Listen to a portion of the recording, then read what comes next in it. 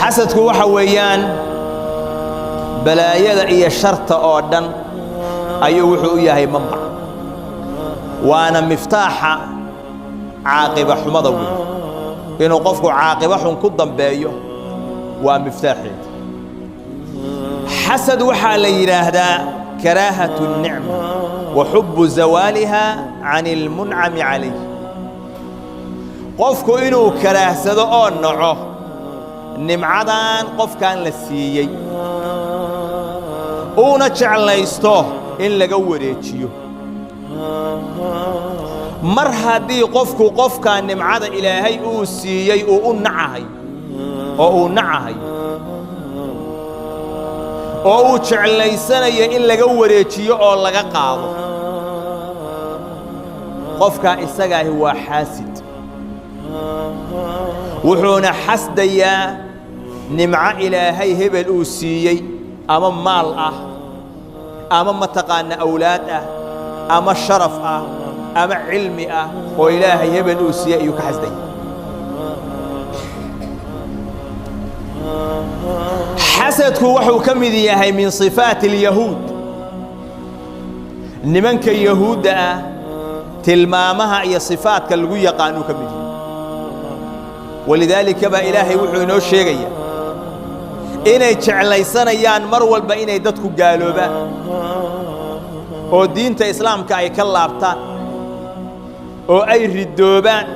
maxay saa u yeelahayaan hasadan min indi anfusihim wa hasidnimo xaggooda ka ahaatay daraadeed ayay sida u yeelahayaan hasad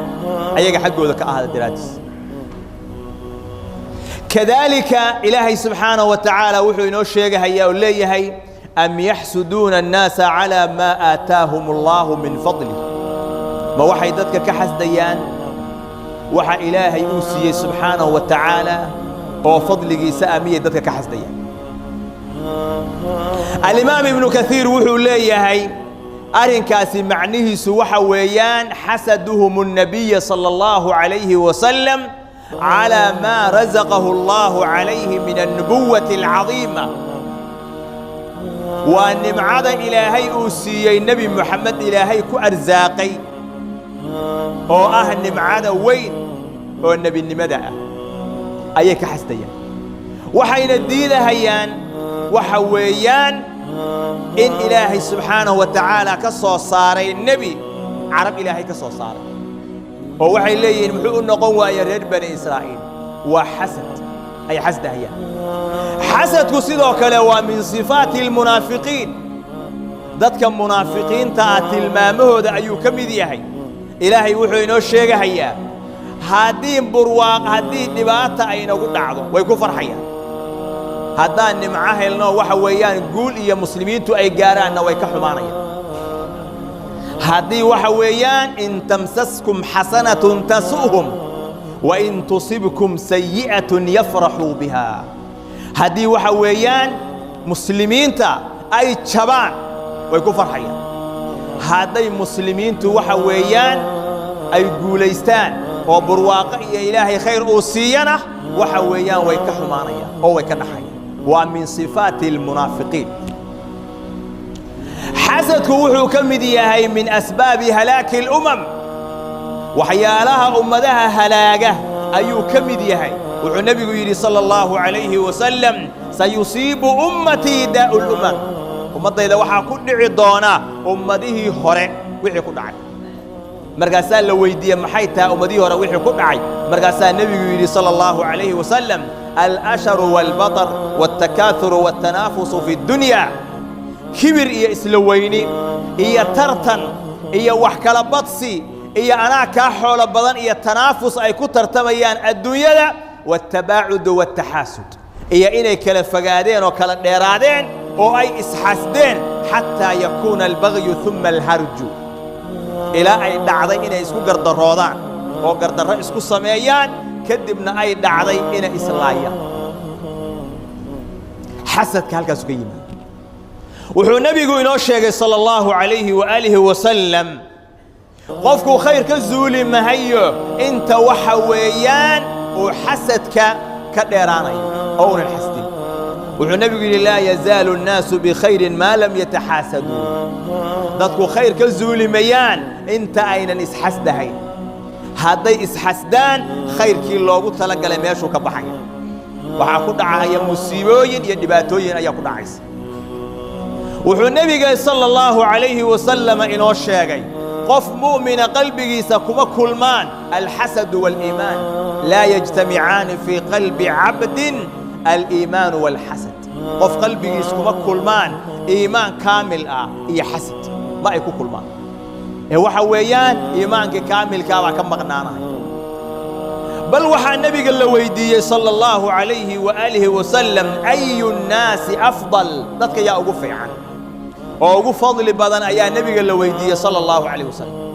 markaasaa nebigu wuxuu yidhi calayhi asalaatu wassalaam kullu makhmuumi alqalbi saduuqi lisaan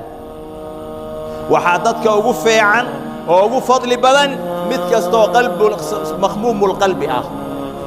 lisaankiisuna run badan yahay markaasay saxaabadu waxay yidhaahdeen saduuqu lisaan nacrifu qofka runta badan oo aan beenta aqoonin waan garannay saduuqu lisaan makhmuumu lqalbi maxaa laga wadaa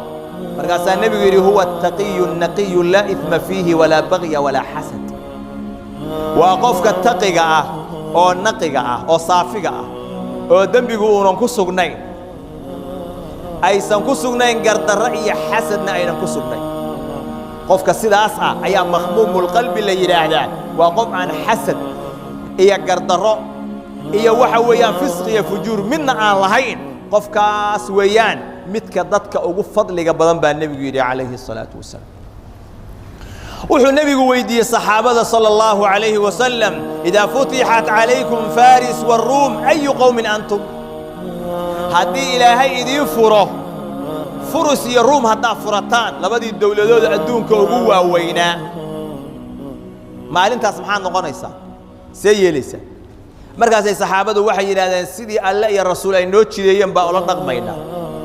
oo hantidaas iyo maalkaas iyo adduunyadaas waxaan marsiinaynaa waddadii ilaahay uuna amray subxaana wa tacaala markaasaa nebigu yidhi awagayra daalika intaas waxaan ahayn ma garanaysaa